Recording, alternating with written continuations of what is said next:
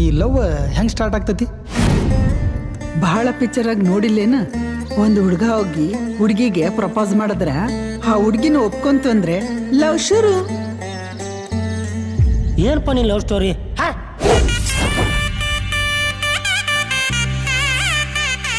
ಹೆಣ್ಮಕ್ಳು ಸೀಟ್ ಮೇಲೆ ಕುಂತಿರ್ಲ?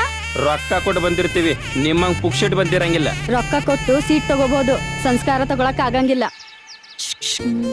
ಅಕಸ್ಮಾತ್ ಒಂದ್ ಹುಡುಗಿನ ಬಂದ್ ಒಂದ್ ಹುಡುಗಿಗೆ ಪ್ರಪೋಸ್ ಮಾಡ್ರೆ ಹೆಂಗಿರ್ತದೆ? ನನಗ್ ನೀ ಅಂದ್ರೆ ಇಷ್ಟ.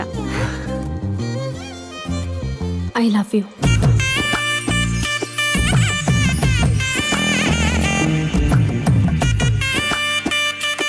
ಏನಾದ್ರೂ ಲವ್ ಮಾಡೋ ಕಂಪನಿ? Yes, love ಮಾಡತ್ತೀನಿ.